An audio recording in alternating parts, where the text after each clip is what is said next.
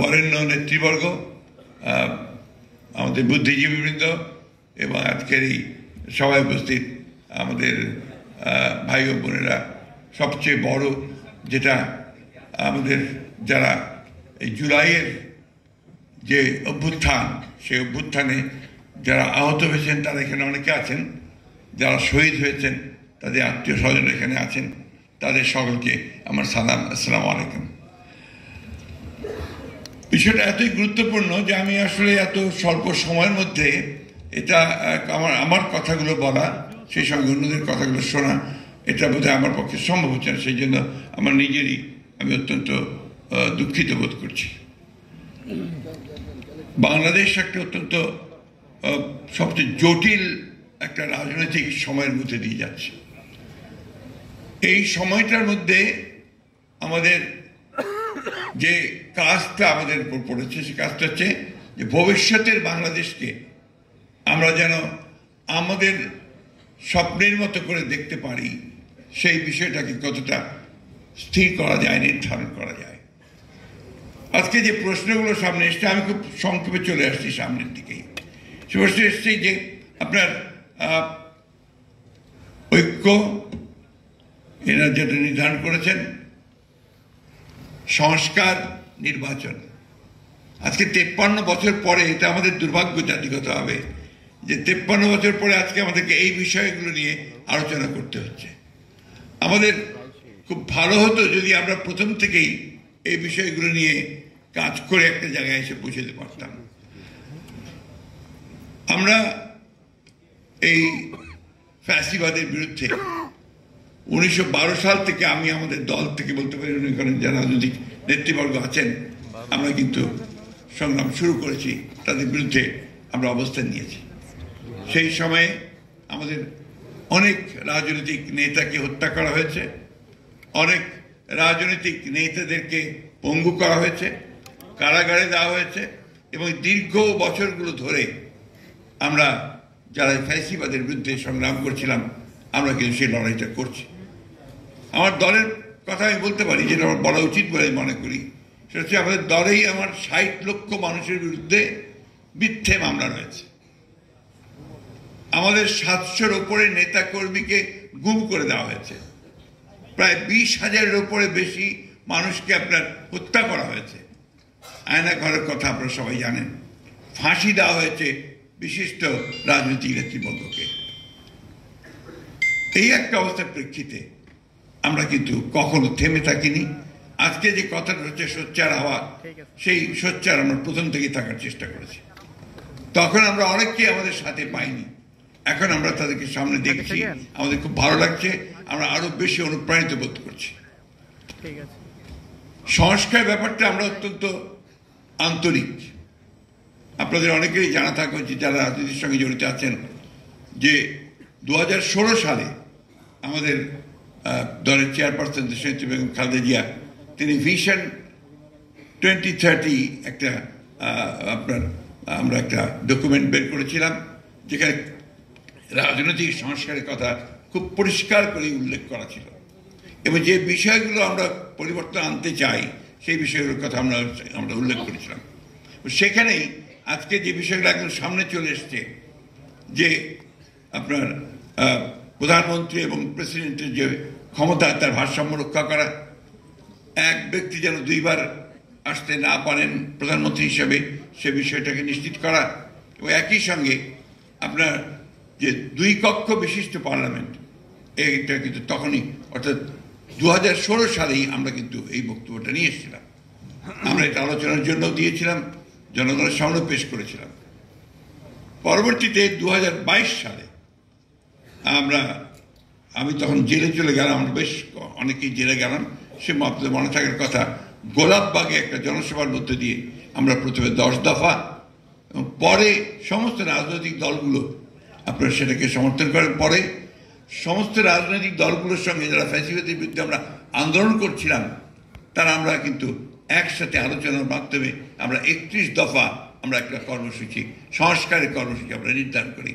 এখানে মান্না আছেন, জুনায়েদ সাকি আছেন, আমার অন্যান্য রাজনৈতিক বন্ধুরা আছেন, তাদের সঙ্গে আলোচনা করেই দীর্ঘ 2 বছর আমরা এটার আলোচনা করেছি। আমাদের যারা প্রখ্যাত এই বিষয়গুলোতে আপনার বিশেষজ্ঞ, তাদের সঙ্গে কথা বলা হয়েছে, বারবার বসেছি।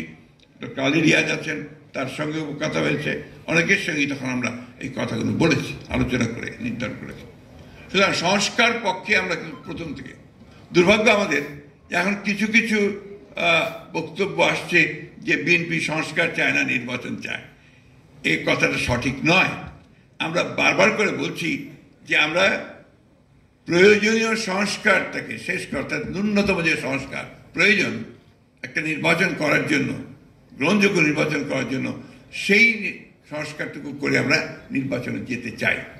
আমরা নির্বাচনের কথা বলছি কেন?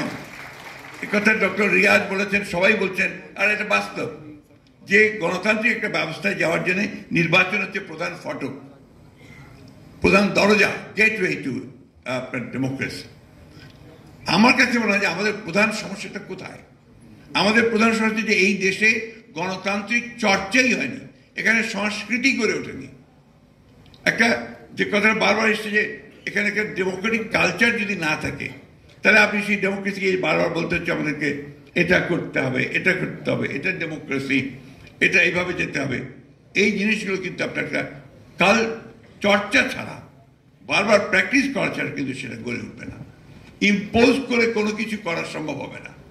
আপনি যেমন আমি বলি, কেয়ারটেকার গভর্নমেন্ট সিস্টেম আমরা 3টে ইলেকশন করেছি। এই 3টে ইলেকশন, প্রত্যেকটি ইলেকশন কিন্তু একটা চালকে ভালো হয়েছে এবং গ্রহণযোগ্য হয়েছে।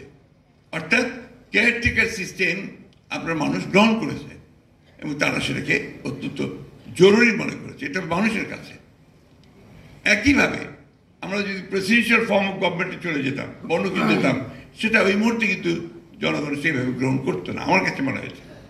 আমি আপনার তাত্ত্বিক নই, আমি কোনো আপনার রাজনীতি কোনো বিশেষজ্ঞ নই, আমি একেবারে মাঠ কর্মী একজন। আমি পৌরসভার চেয়ারম্যান থেকে আমার রাজনৈতিক জীবন শুরু করেছি, অর্থাৎ একেবারে তৃণমূল পর্যায়ের মানুষগুলোর সঙ্গে আমি কাজ করে করে আমি এই পর্যায়ে এসেছি। আমার যেটা ধারণা যে আপনি জনগণকে বাদ দিয়ে কোনো কিছু করা সম্ভব হবে না, আপনার জনগণকেই তৈরি করতে হবে আপনাকে। অর্থাৎ আমরা আজকে যে প্রক্রিয়া চলছে আমি স্বাগত জানাই, কিন্তু আমি একটা অনুরোধ করব, আজকে যারা কমিশনগুলোতে আছেন তারা জনগণের সঙ্গে ইন্টারাক্ট করার ব্যবস্থাটা রাখবেন।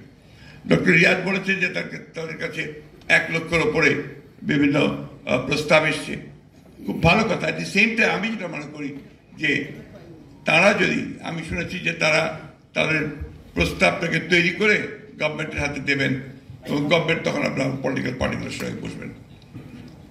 ওনারাই যদি আগে পলিটিক্যাল পার্টিগুলোর সঙ্গে বসতেন, আমার মনে হয় সেটা বলে আরো ইফেক্টিভ হতো, আরো ভালো হতো, এটা আমার কাছে মনে হয়। এখন গভর্নমেন্ট বসবেন, গভর্নমেন্টের সঙ্গে আলোচনা হবে, আলোচনা আরও সময় লাগবে। যত বেশি সময় যাবে আমার কাছে মনে হয়, আমাদের কাছে মনে হয় যে সমস্যাগুলো তত বাড়বে। আসল জায়গায় তো প্রবলেম তো অন্য জায়গায়। আপনি এগুলো ইমপ্লিমেন্ট করবেন কাদের দিয়ে? আপনার প্রশাসন, ইউর গভর্নমেন্ট মেশিনারি, সেই গভর্নমেন্ট মেশিনারি তো পুরোপুরিভাবে এখনো ফ্যাসিবাদের আপনার মধ্যে আছে, এতটুকু পরিবর্তন হয়নি। একটা ফাইল নড়েন, আপনার ছাত্রদের যা আহত হয়েছে তাদের চিকিৎসার ব্যবস্থা কোথায় আটকে আছে খুঁজে বের করে দেখবেন ওই ফাইল দিয়ে আটকে আছে, প্রবলেমটা ওইখানে হয়ে আছে। এই বিষয়গুলোতে আমাদেরকে ধরতে হবে। ডক্টর দেবপ্রিয় এখানে আছেন, ডক্টর মুস্তাক বলেছেন যে কাঠামোটা যদি না থাকে, সেই কাঠামো না থাকলে আমরা ওপর থেকে শুধু চাপিয়ে দিলেই আমরা দ্রুত কোনো কিছু করতে পারবো না। তাই আমাদের স্ট্রাকচারটাকে ঠিক করতে হবে, প্রতিষ্ঠানগুলোকে ঠিক করতে হবে। সেই প্রতিষ্ঠানগুলোকে যদি আমরা গণতন্ত্রের উপযোগী করে গড়ে তুলতে পারি, তাহলেই আমরা গণতন্ত্রকে সফল করতে পারবো। মন মানসিকতাটা খুব বড় জিনিস, মাইন্ডসেট। আমার তো মাইন্ডসেটই হয়েছে যে কথাটা কিছুক্ষণ আগে ডক্টর মুস্তাক বলেছেন, আমার খুব ভালো লেগেছে যে একটা বন্দোবস্ত তো ছিল, টাকা দেবো, কাজ করিয়ে নেবো, ভালো, সমস্যা নেই। কিন্তু এখন তো আপনি অন্য সিস্টেমে যাচ্ছেন, তো সেই মাইন্ডসেটটা তো তৈরি করতে হবে। ওই তৈরি করার জন্য আপনার চর্চা দরকার। আমাকে গণতন্ত্রকে চর্চা করতে, ভুল হবে, ত্রুটি হবে, কিন্তু ওর মধ্যে দিয়ে আপনাকে ডেমোক্রেটিক সিস্টেমকে কাজে নিয়ে যেতে হবে, আগে সামনের দিকে নিয়ে যেতে হবে। আমি বক্তব্য দীর্ঘ করবো না, কারণ এখানে আরো আছেন অনেকেই বক্তব্য করবেন। শুধু একটা কথা বলতে চাই, খুব জরুরি কথা আমার কাছে মনে হয়েছে, যে আমরা যেন ৭১কে ভুলে না যাই। ১৯৭১ সাল, এটাকে যেন আমরা কখনো ভুলে না যাই। আমরা যেন এই যে তারপরে ধারাবাহিক গণতন্ত্রের যে যেন সংগ্রাম, লড়াই ৭১-এর পর থেকে, সেই সংগ্রাম প্রত্যেকেই আমাদের মনে রাখা দরকার। এবং সেই লড়াইয়ের মধ্যে দিয়ে আজকে আমরা ছাত্রদের ত্যাগের মধ্য দিয়ে, তাদের আত্মত্যাগের মধ্যে দিয়ে আজকে আমরা এই জায়গায় এসে বসতেছি। সুতরাং আমরা আপনাদেরকে এটুকু নিশ্চয়তা দিতে পারি, বলতে পারি যে আমাদের দলের পক্ষ থেকে আমরা সবসময়ই গণতন্ত্রের সংস্কারের পক্ষে, অর্থাৎ গণতন্ত্রে পৌঁছানোর জন্য প্রয়োজনীয় সংস্কার তার আমরা পক্ষে, তার জন্য আমরা কাজ করেছি, করব ভবিষ্যতে। কিন্তু একই সঙ্গে আমরা মনে করি যে জনগণকে বাদ দিয়ে কোনো কিছু করাই, ওপর থেকে আপনারা চাপিয়ে দিয়ে কোনো কিছু করা যাবে না। সুতরাং আমরা সকলকে সঙ্গে নিয়ে সেই কাজগুলো করব। ধন্যবাদ সকলকে। আসসালামু আলাইকুম।